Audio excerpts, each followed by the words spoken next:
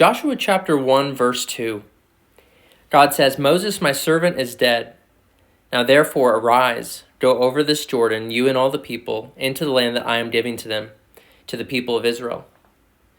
These right here are the very first words out of the Lord's mouth in the book of Joshua, and they really set the stage for everything that is going to follow.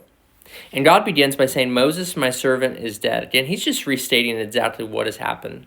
We saw in chapter 1, verse 1, that in Deuteronomy chapter 34, verse 8, God gave Israel, he gave Joshua 30 days to mourn and weep for the death of Moses.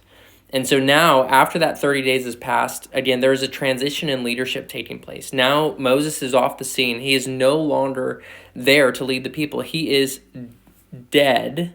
And so there needs to be another person step up and lead the people over this Jordan and into the land. And this is what God is calling Joshua to do, to lead his people and to possess the land that God is giving to him. And so God starts by saying, Moses, my servant, is dead. Remember, Moses is the servant of Yahweh. He's not a superhero. He's not a superstar. He is ultimately the servant of the Lord. And now he is dead. Now, therefore, arise, stand up, put your pants on, get ready, go take this people, basically go over this Jordan. And this Jordan right here, this is a river. And so God is calling Joshua to lead God's people across the river, across the Jordan, you and all the people. This isn't just for the leaders. This isn't just for the elders. This isn't just for those in authority or those who are in the military. This is for all of the people. Everyone was to go into the land that God was giving to them. This was for all the people of Israel. And so God says again, Moses, my servant, is dead. Now therefore arise, go over this Jordan, you and all the people, into the land that I am giving to them, to the people of Israel. This promise God had made to all of the people of Israel, and he expects them all to receive it.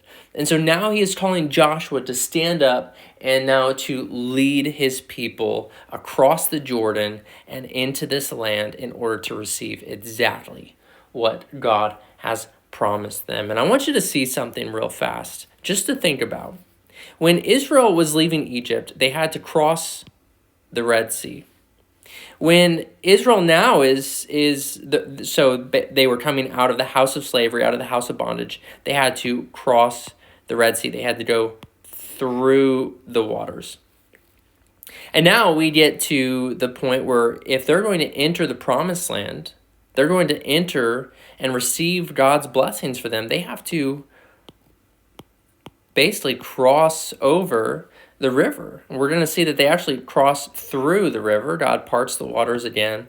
But here's what God is doing with his people. He likes to take people from where they are in life, and he likes to take them to somewhere completely different in life. That is what our God is doing. And that is what he did with Israel all the way back when. And so this is what God said, Moses, my servant, is dead. Now therefore arise, go over this Jordan, you and all the people, into the land that I am giving to them, to the people of Israel. And that is Joshua 1:2.